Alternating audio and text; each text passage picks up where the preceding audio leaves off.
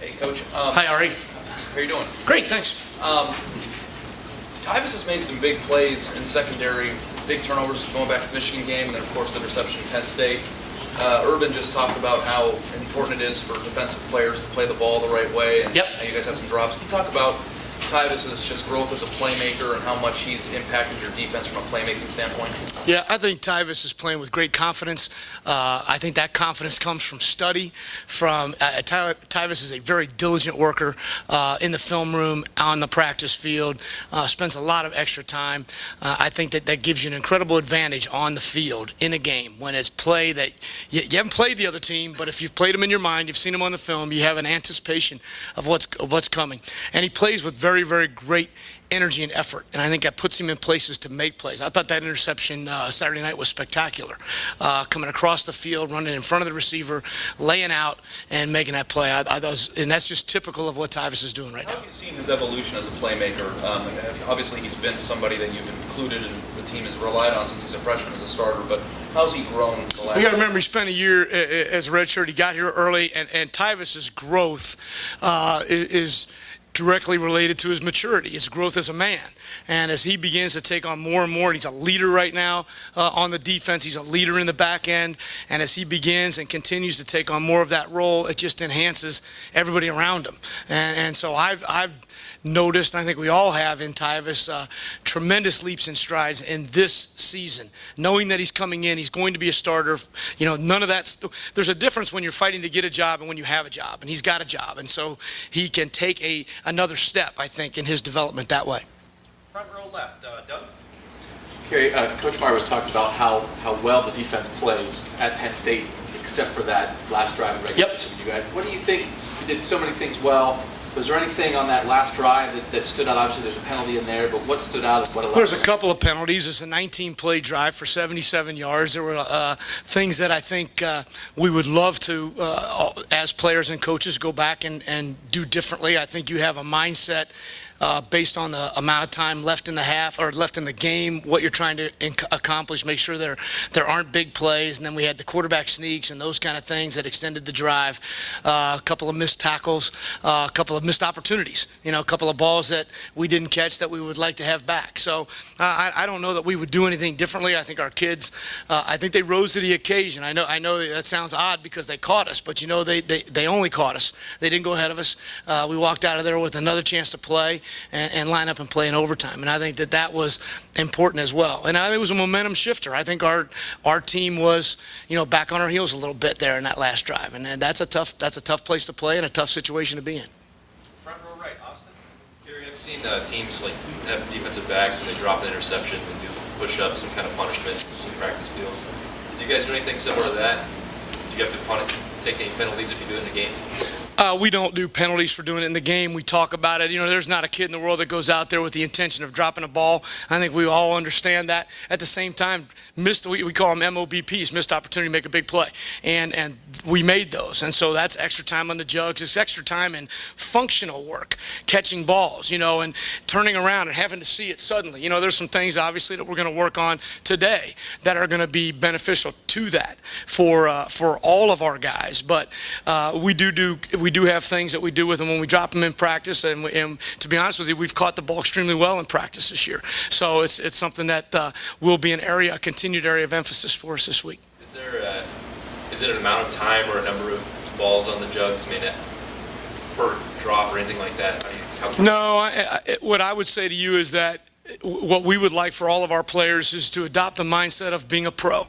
And what a pro does is he works on the things that he's deficient in. You always enhance your strengths, but you try to work on the things that you're deficient in. So I think our guys know that.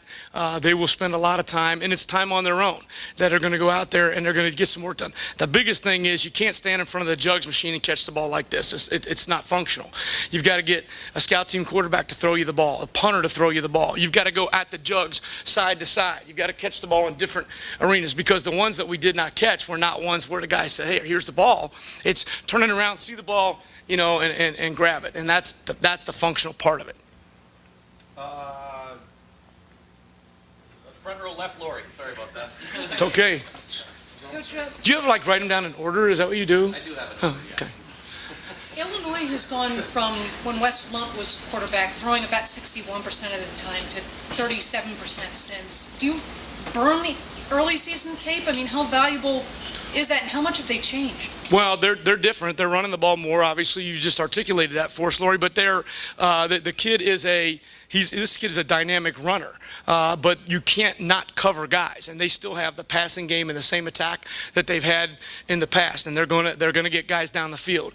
I think it actually expanded their offense rather than shrunk it. So I think for us, we've got to defend. It's not that you throw out the early tape. You've got to defend the things that they've put on film, but there's got to be a greater emphasis for what they're doing right now. Front row middle, Bill. Yes. Do you think that kind of the near-death experience Saturday will really pay off? Near death. It's a little strong. A little strong, Bill. A little strong. Do I think what about it? How much do you think that'll benefit you? I will say this. That was a great character win. That was a great character win. You're not supposed to win in that situation.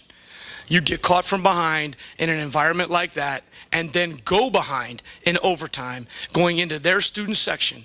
You are not supposed to win that game. The only way you win that game is if the men on your team are men of incredible character and resilience, and they are. And that was a fantastic finish. Do I think it makes a difference this week? I don't know. I think this. You can look every guy in that locker room in the eye and say, you have proved something to yourself and your teammates about the kind of man you are. Now let's go enhance that this week. Let's take that energy, let's take how we finished that game, and let's let it carry us forward. So yeah, I think it can be a great benefit. Fix the things that allowed us to get caught. But let's don't forget now, we were in a tough environment, and we came out on top. Quick special teams question. Yeah. How valuable is Cameron Johnson? It's kind of an easy question. Well, I'm going to be honest with you. And it's not just Cameron, but Cameron is remarkable. I've got him down for 19 punts now, and I think 12 of the 19 have been on the 11-yard line in, which is a ridiculous number. It's the function of who we are as a football team. It's the plan to win. We are not going to hesitate to punt when the ball is there at the midfield, 45, 40-yard line to pin them down. We've kept great track of where we are. We're number one in the country in field position differential offensively and defensively, and that is a huge factor for us. We talk about it every week as an entire team, and everybody's responsible. The offense is responsible for getting a couple of first downs. The defense is responsible for 3 and outs. We're all responsible for ball security because those make a factor in field position. And then our units, our coverage units, our kickoff and punt team have to get down the field and hold our guys, hold the other team down inside the areas where we want them to be. Our returners have to pop the ball out. We've been doing much better in those phases of the game. And then you have to have your specialists perform. You know, your long snapper's got to be great. Your punter's got to be great. And your kicker's got to be great.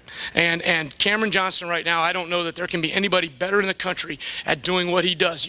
Practice on Thursday is an amazing thing because we ask him to drop that ball on the 8-yard line, and I cannot tell you how many times that ball hits the 8-yard line when he's working that drill. I mean, it's like telling a guy to take his pitching wedge out there and put it in a hole, and he just keeps doing it.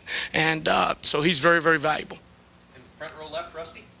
Kerry, how much does Illinois' win over Minnesota on Saturday help you guys to get your players to focus on Illinois? I'll be honest with you, to me, that's a non-factor. We didn't play well last year when we were there. Our kids they know that defensively. I think that they're a very, very capable football team. Our guys are going to see that on film, and so I don't know that win or loss. We have great respect for them and their coaches, and I know that our players do, and so I think our kids will be focused. It's 8 o'clock. It's in the shoe. We're going to come out with our feet not touching the ground on Saturday night. And final questions, Tim. Yeah, 2 things. Kerry, number one, their quarterback, what stands out about him? Obviously, he's had to step it up with Lund getting hurt and stuff, but what just stands out about his play? He's making plays. He's a playmaker. And, you know, whether he's running the ball, distributing the ball to a variety of receivers, reading the option game, he is a playmaker. And I think he's got great momentum right now. And so to me, that's what stands out. You don't say, like last week, you would say, well, that kid is a big, tall gunslinger, got a strong arm, right? This guy is a playmaker. And the other thing, Dorian Grant the other day had a Batman T-shirt on, and we asked him, well, who's your Robin? And he named you. Oh, he did he? My point is, if you've seen him the last 3 years... Let me have a little conversation with Duran today. I'm his Robin. I thought you were like Alfred, but anyway. If you've seen He's the Joker. We're going to have an issue here. If you've seen him the last 3 years, has he like blossomed as personality, whatever you want to call it? What have you seen different about him? Duran I love Duran Grant. I know you know that already, but Duran Grant is a very, very funny guy. He does impressions and impersonations. He never does them around me because he knows I'm going to rip him. But he's got a great sense of humor. I think the thing that I appreciate most about Duran is the way that he is able to lead in a very firm manner. And that is that's refreshing to see, because in today's society, pure leadership is not something I don't think that's valued a great deal. And we're watching film this morning, and I'm having a conversation with one of the other secondary players in the room about a particular technique, and he's kind of mumbling around, and he's not really articulating the answer very well. And Duran says, "Come on, man, it's this and it's this," with firmness. Now, Duran can go in the locker room and yuck it up and hug him up and be that guy. But when it's time to go, he can look those guys in the eyes like a laser right now.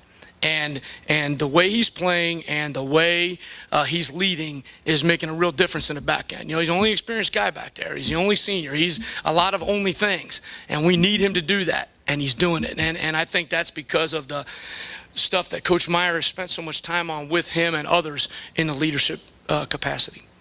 Coach, thank you so much for your time. Okay, great. Thanks, guys.